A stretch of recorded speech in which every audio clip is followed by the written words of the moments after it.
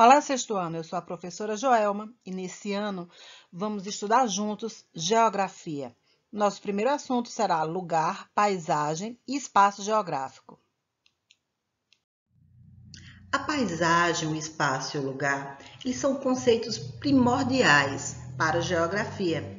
Eles são muito importantes para que a gente consiga compreender o mundo em que vivemos. E essa compreensão do mundo em que vivemos, a forma como interagimos com as paisagens naturais, com a natureza, como convivemos como comunidade uns com os outros, esse é o principal objetivo da geografia.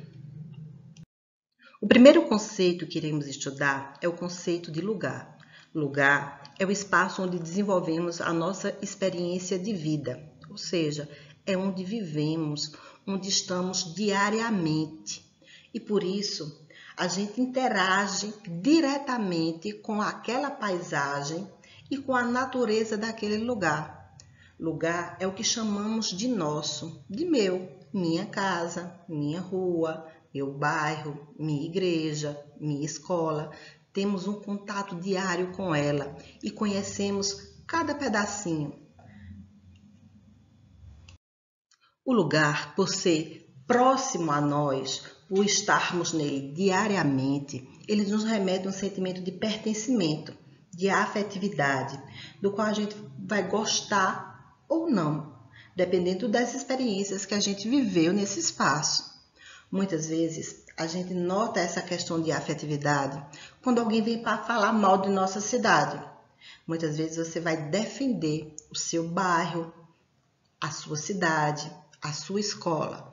A gente até acha defeito neles, mas quando alguém vem falar mal, a gente não vai gostar, porque ele é nosso, ele faz parte de nossa vida. Nós fazemos parte desse lugar também.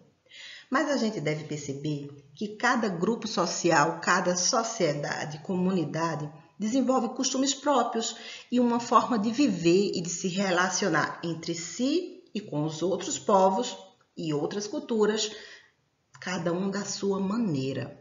Então, nós vamos ver que aqui na nossa cidade nós temos um tipo de clima, então possuímos determinados tipos de construção, vestimos determinados tipos de roupa, mas já pensaram quem mora lá no Polo Sul, lá no gelo, onde as temperaturas são muito, muito baixas? Será que a casa deles é igual à nossa? Será também que eles se vestem da mesma forma que nós?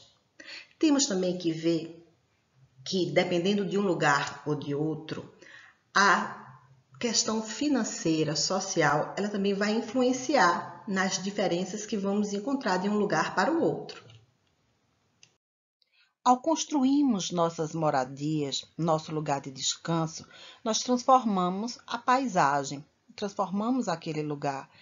E essa transformação ela vai refletir tanto a minha condição social, então eu posso ter uma casa luxuosa ou morar em uma favela, quanto também a adaptação do homem ao meio em que ele vive. Se ele vive em um lugar muito frio, num lugar muito quente, um lugar onde cai neve, onde tem ventos ou terremotos, enfim, a moradia vai refletir a adaptação do homem ao seu meio social e ao meio ambiente.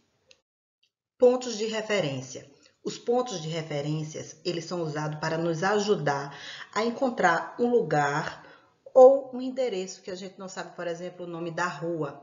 Geralmente, os pontos de referência, eles se destacam na paisagem por ser algo grande, bonito, que chame a atenção, ou seja, apenas um local onde a maior parte dos cidadãos conheçam, como, por exemplo, um ponto comercial, uma grande loja, uma igreja matriz, uma escola, uma praça, um monumento.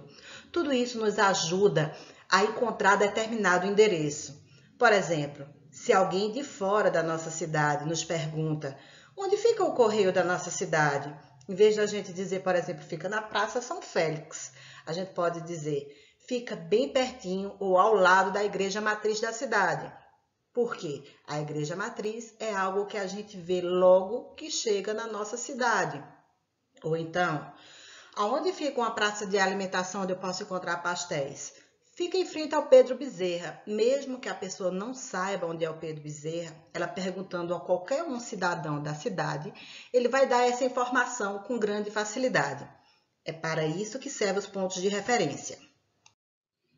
O segundo conceito que iremos estudar é o conceito de paisagem. Paisagem é tudo que os nossos olhos conseguem ver, do nosso ponto de visão até a linha do horizonte, até onde os nossos olhos alcançam. E se é tudo que eu posso ver, essa paisagem pode ser bonita ou feia.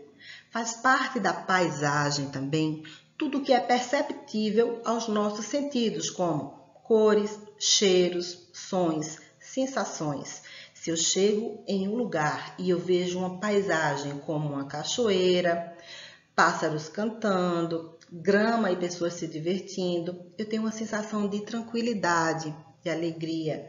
Mas se eu chego em um local e na minha frente eu tenho uma paisagem onde aparece lixão, crianças catando lixo, muito mau cheiro, a sensação que eu vou ter é de mal-estar. Isso também faz parte da paisagem. Existem dois tipos de paisagem: as naturais, aquelas que foram criadas por Deus e que não foram modificadas pelo homem. São formadas por elementos naturais, como uma praia deserta, uma floresta que o homem ainda não desmatou, um rio, uma cachoeira. É importante a gente notar que cada vez menos temos paisagens naturais hoje em dia, porque o homem vem ocupando a maior parte dos espaços na Terra e vem transformando essas paisagens. Já as outras paisagens que vamos encontrar são as de tipos culturais, aquelas que sofreram a modificação do homem, como, por exemplo, uma cidade, uma fábrica, uma criação de animais, uma plantação de frutas e verduras feitas pelo homem. Então, podemos perceber na primeira imagem que paisagem natural é onde predominam os elementos naturais, elementos da natureza, onde não vemos a ação do homem, como caminhos, estradas, casas, construções, plantações. Já as paisagens culturais predominam os elementos culturais, aqueles que foram transformados pela ação do homem, como é exemplo de construções, indústrias, estradas, barragens, plantações, criações de animais. É importante a gente observar com atenção que é possível a gente olhar para uma paisagem e dizer: ela só tem elementos naturais, tem muita árvore, tem os relevos, as montanhas aparecendo, tem bastante animais que foi Deus que criou. E essa paisagem não necessariamente pode ser uma paisagem natural, porque como a gente tem aqui no exemplo, uma criação de animais, a gente vai ver que teve a ação do homem transformando essa paisagem. Embora tenha grama, tem umas vaquinhas por aqui, apareça lá na frente algumas árvores, algumas plantações, não sei. A gente vai ver que o homem pode ter muito bem desmatado esse espaço para criar um pasto. Ele cercou o local onde as vacas vão ser criadas. Então, houve uma ação do homem que modificou essa paisagem. Então, não é uma paisagem natural, é uma paisagem cultural. Ela sofreu a ação do homem. Como eu falei antes, hoje em dia, poucas são as paisagens com predomínio de elementos naturais no mundo, que ainda não foram transformadas pelo homem. A ação do homem, ela consegue alterar o meio ambiente, ela consegue alterar a natureza. O homem é capaz de desmatar para fazer plantações. E a gente nota, por exemplo, aqui nessas imagens aqui ao lado, que o mesmo lugar, no decorrer do tempo, ele passa por transformações. Ele pode se modernizar, por exemplo. Nessa primeira foto, temos uma cidade conhecida como Dubai. Dubai, em 1991, não tantos anos assim atrás, ele era um lugar com poucos prédios, pouco desenvolvimento. Já em 2013, a gente vai ver aqui Dubai, aqui embaixo, que a cidade se desenvolveu muito. É uma das cidades mais luxuosas e mais ricas em prédios grandiosos do mundo inteiro. Então, com o passar do tempo, as paisagens elas vão se modificando. O homem vai transformando esse lugar. O homem transforma a paisagem para dar lugares a plantações, cidades, rodovias, para explorar algum recurso mineral como ouro, petróleo, minérios, enfim, o homem está sempre modificando e transformando a paisagem onde vive. O homem pode modificar a paisagem na sua forma, ou seja, quando eu transformo aquela paisagem, transformo ela em outra. Vamos dar um exemplo? Eu tenho uma construção de uma casa, mas eu ganhei algum dinheiro e eu reformei e fiz um primeiro andar. Então, eu transformei a forma daquela casa, eu modifiquei aquela casa. Quando eu tenho uma mata e eu derrubo a mata para construir uma cidade ou uma casa. Quando eu faço uma criação de bairros na minha cidade, eu estou modificando a forma, estou modificando a cidade, eu estou aumentando, certo? Eu também posso fazer essa modificação na paisagem, não modificando exatamente um prédio, por exemplo, mas mudando ele de função. Vamos dar um exemplo a isso? O prédio vai continuar o mesmo, mas a função dele vai ser diferente. Em Recife, nós temos uma casa conhecida como Casa da Cultura. Ele, no passado, ele foi um presídio. Então, o prédio continuou o mesmo. Alguns lugares ainda continuam com as celas para a gente que vai visitar saber que aquilo ali foi um presídio importante em Recife, mas ele mudou de função hoje em dia. Ele não serve mais para prender criminosos, mas sim para vender artesanatos e mostrar um pouco da cultura de Pernambuco. Para transformar as paisagens, o homem ele se utiliza de técnicas e de tecnologias. As técnicas é a forma como o homem faz determinada coisa, como, por exemplo, a agricultura é uma técnica utilizada para produzir alimentos. Já a tecnologia são ferramentas que ajudam o homem na aplicação da técnica. A tecnologia pode ser uma enxada, uma pá, um trator, um avião. Quanto mais avançada for a tecnologia e a técnica, mais rápido o homem tem a possibilidade de fazer mudanças na paisagem. Vamos dar um exemplo a isso. Se no passado o homem, para derrubar uma grande mata, ele utilizava apenas um serrote, cordas e a força do homem, hoje em dia ele tem grandes máquinas e tratores e serras elétricas que faz esse trabalho ser muito mais rápido.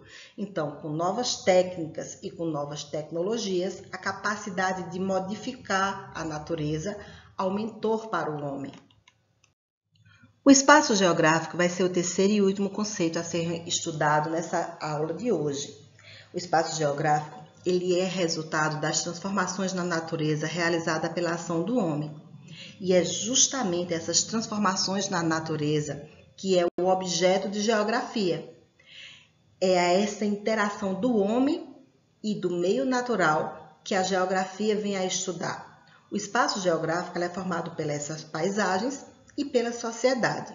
A gente deve perceber que até a primeira Revolução Industrial, que foi na Revolução Industrial que o homem passou a utilizar muito as máquinas, onde surgiram as indústrias, essa modificação passou a ser muito mais rápida, porque essas técnicas e tecnologia possibilitaram que a intervenção do homem fosse muito maior. E foi justamente o desenvolvimento tecnológico dos meios de transporte e de comunicação que vieram a criar o chamado espaço globalizado, um espaço onde o mundo está interligado. Hoje, se a gente pegar um celular, a gente consegue falar facilmente com pessoas que estão lá no Japão, do outro lado do mundo, nos Estados Unidos, no México. Eu posso, pelo meu celular, jogar com um coleguinha que está na Itália, na França, na Rússia. Eu também consigo me transportar de forma muito mais rápida e fácil através dos aviões, dos navios modernos. Isso fez com que o homem ele se visse num planeta mais único, onde ele tem contatos com diferentes paisagens, culturas, formas de vida. Terminamos a nossa aula. Eu espero que vocês tenham gostado. Até o nosso próximo encontro, pessoal.